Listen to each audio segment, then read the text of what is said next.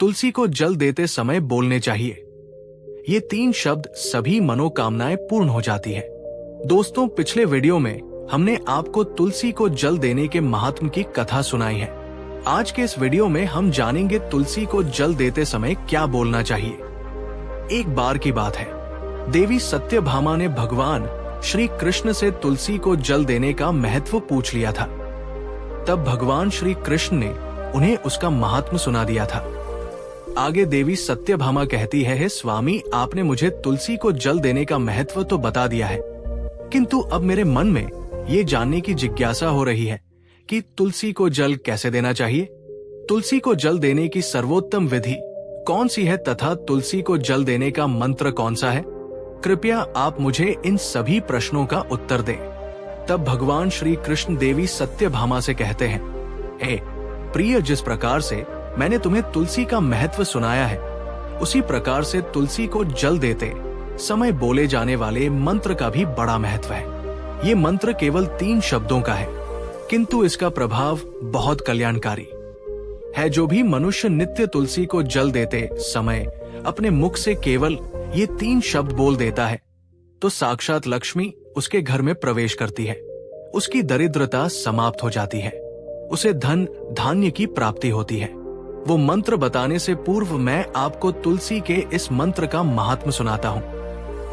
इस महात्म को सुन लेने मात्र से ही मनुष्य के समस्त पाप नष्ट हो जाते हैं। उसे 100 वर्षों तक तुलसी को जल देने का पुण्य प्राप्त हो जाता है। इसीलिए देवी, आप इस कथा को ध्यान से पूरा जरूर सुने।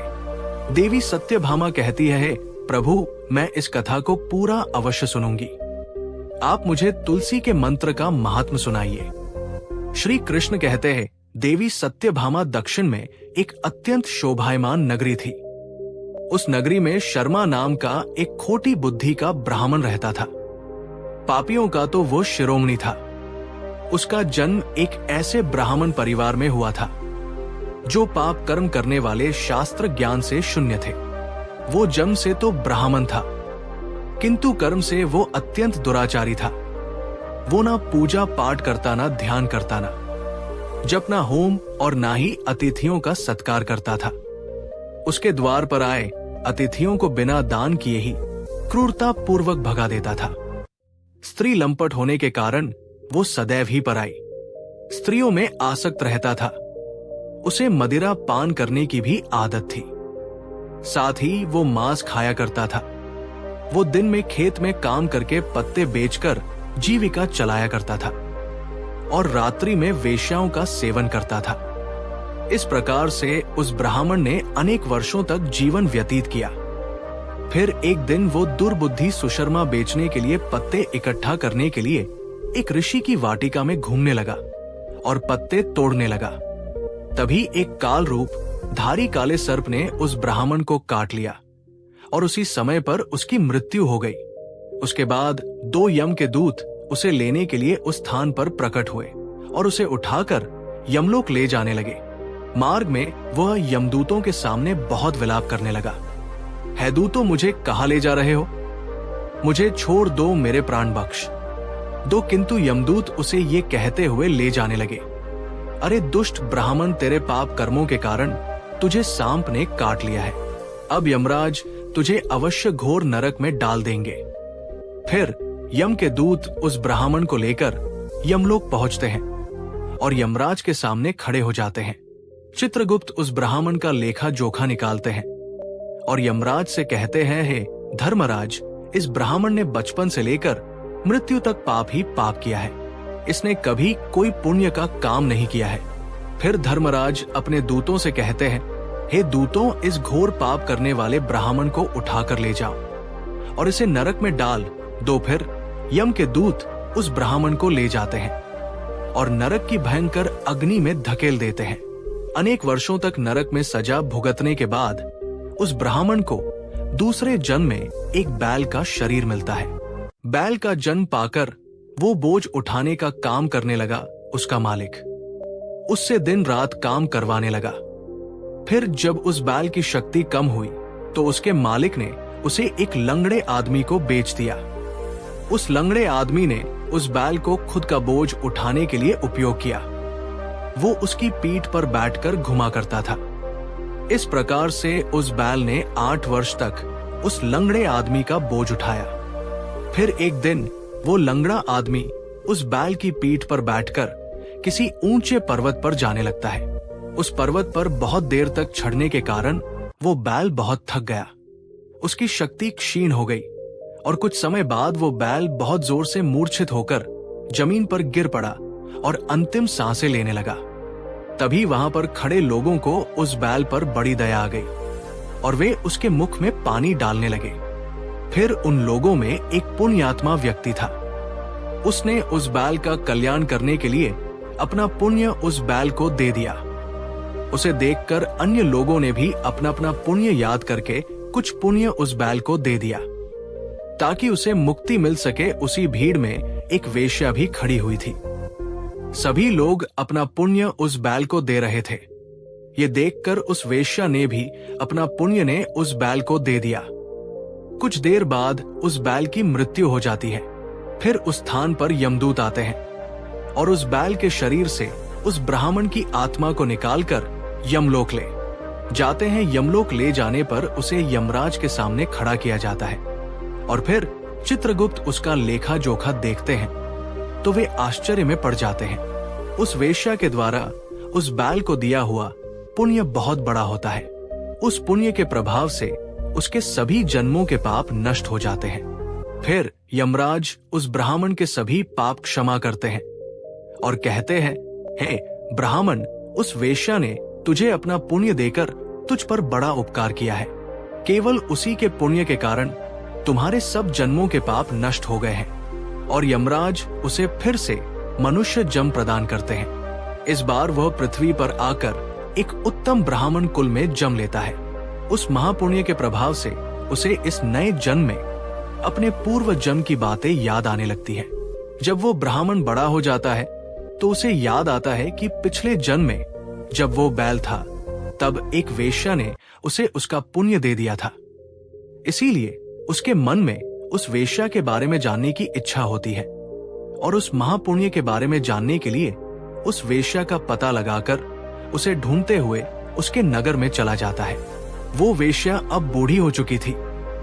फिर जब उसे वो वेश्या मिल जाती है तो वो उसके सामने जाकर उसे बार बार प्रणाम करता है और उस वेश्या का धन्यवाद करने लगता है। वो वेश्या कहने लगती है, ब्राह्मण श्रेष्ठ, आप कौन हैं और किस कारणवश आप मुझ वेश्या को धन्यवाद दे रहे हैं? मैंने आपका कौन सा कार्य किया है जो आप मुझे नमस्कार कर रहे हैं?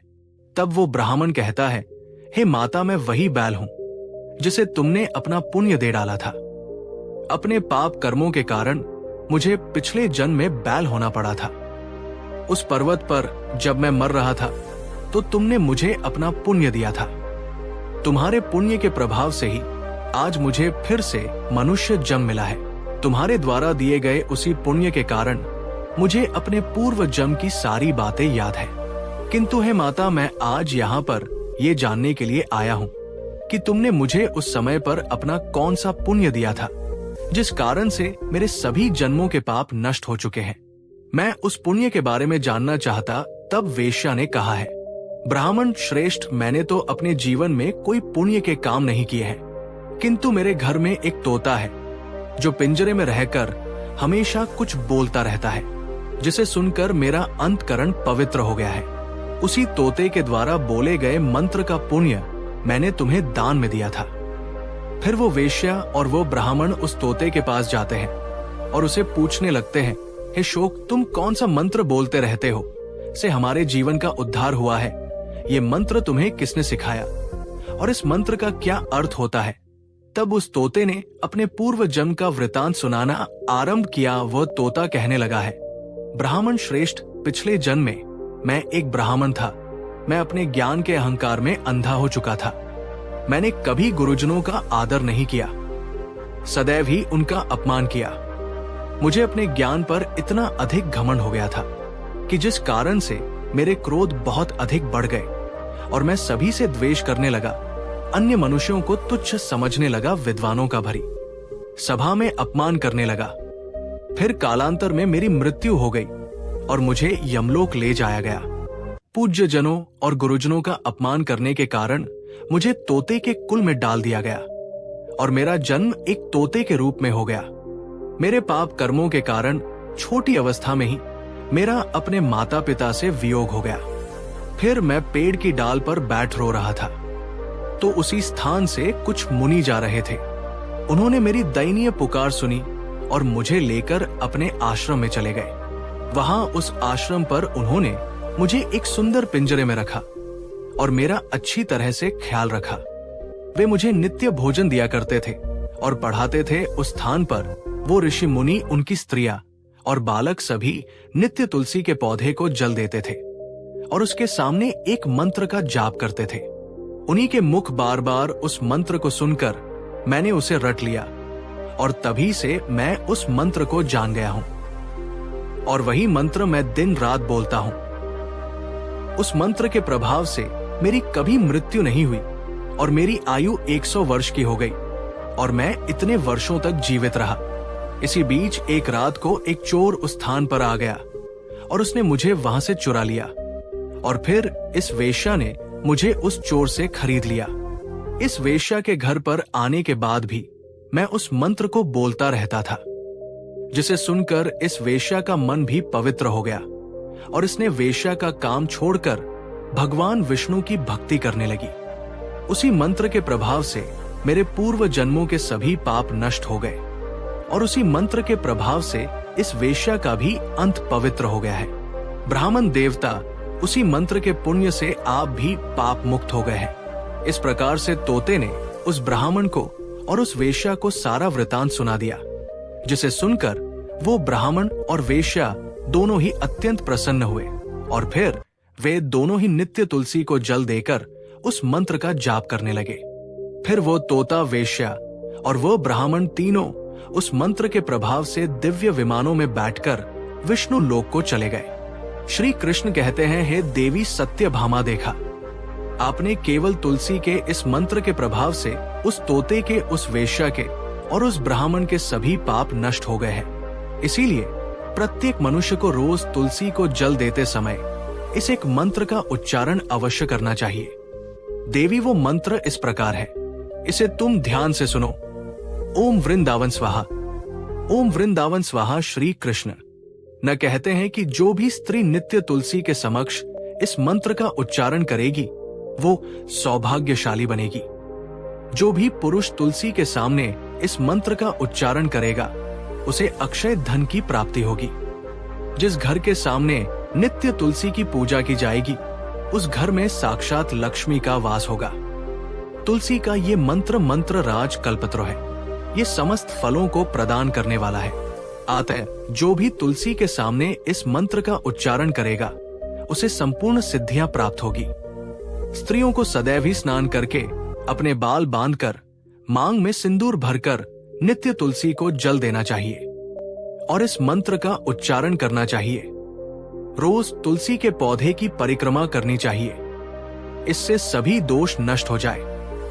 नित्य शाम के समय तुलसी के पास दीपक जलाना चाहिए और तुलसी के पास बैठकर भगवान विष्णु की आराधना करनी चाहिए। तुलसी के पास दीपक जलाने से मनुष्य को धन धान्य की प्राप्ति होती है। हजारों अमृत के घड़ों से नहलाने पर भी श्री हरि को उतनी तृप्ति नहीं होती जितनी वे मनुष्यों के द्वारा तुलसी का एक पत्ता चढ़ाने से प्राप्त करते हैं। 10,000 गाय के दान से मानव जो फल प्राप्त करता है वही फल तुलसी पत्र के दान से पा लेता है। जो मृत्यु के समय अपने मुख में तुलसी पत्र का जल पा जाता है वो संपूर्ण पापों से मुक्त होकर श्री कृष्ण के धाम जाता है। श्री कृष्ण कहते हैं, पूर्णिमा, अमावस्या, द्वादशी और सूर्य संक्रांति के दिन मध्याह्न काल रात्रि और अशोच के समय तेल लगाकर बिना स्नान किए अथवा बिना हाथ पैर धोए रात्रि के वस्त्र पहनकर तुलसी के पत्र तोड़ता है वो महापाप होता है। श्राद्ध, व्रत, दान, प्रतिष्ठा तथा देव पूजा के लिए तोड़े हुए तुलसी पत्र बासी होने पर भी 3 रात्रि तक पवित्र ही रहते हैं। तुलसी का एक एक ताना तोड़कर पत्तियों के साथ अग्रभाग को तोड़ना चाहिए। तुलसी की मंजरी सब फूलों से बढ़कर मानी जाती है। मंजरी तोड़ते समय उसमें पत्तियों का रहना भी आवश्यक माना गया है। पूज्य भाव से पौधे को हिलाए बिना तुलसी के अग्रभाग को तोड़ना चाहिए। इससे पूजा का फल लाख गुना बढ़ जाता है। तुलसी के पत्तों को कभी नाखून से नहीं तोड़ना चाहिए, इससे पाप लगता है। रात्रि में तुलसी के पौधे को स्पर्श ना करें अथवा उसके पत्ते ना तोड़े, ऐसा करना अशुभ माना गया है। रात्रि में तुलसी का पौधा निद्रा अवस्था में होता है, ऐसे में पत्ते तोड़ने पर पापी लगता है। गुरुवार के दिन तुलसी के पौधे में थोड़ा सा कच्चा दूध अर्पित करें। दूध चढ़ाते समय ओम नमो भगवते वासुदेवाय इस मंत्र का जाप अवश्य करना चाहिए। तुलसी के पौधे के पास शालिग्राम रखें और उस पर तिल चढ़ाएं। पूजा में तुलसी और शालिग्राम को दूध में भीगी हल्दी का तिलक अवश्य करें। शालिग्राम पर तुलसी पत्र रखकर चंदन लगाना चाहिए। अगर कोई महिला मासिक धर्म से है तो वो तुलसी की पूजा ना करे। मासिक धर्म के दौरान तुलसी को स्पर्श करने से घोर पाप लगता है, इससे स्त्री की दुर्गति होती है। तो दोस्तों, इस प्रकार से भगवान श्री कृष्ण ने देवी सत्यभामा को तुलसी को जल देने के मंत्र का महात्म सुनाया है। ये कथा आपको कैसी लगी कमेंट करके अवश्य बताएं। अगर ये जानकारी अच्छी लगी तो वीडियो को लाइक जरूर करें। कमेंट में जय श्री कृष्ण, जय मां तुलसी जरूर लिखें। साथ ही चैनल को सब्सक्राइब करें। आप सभी का धन्यवाद।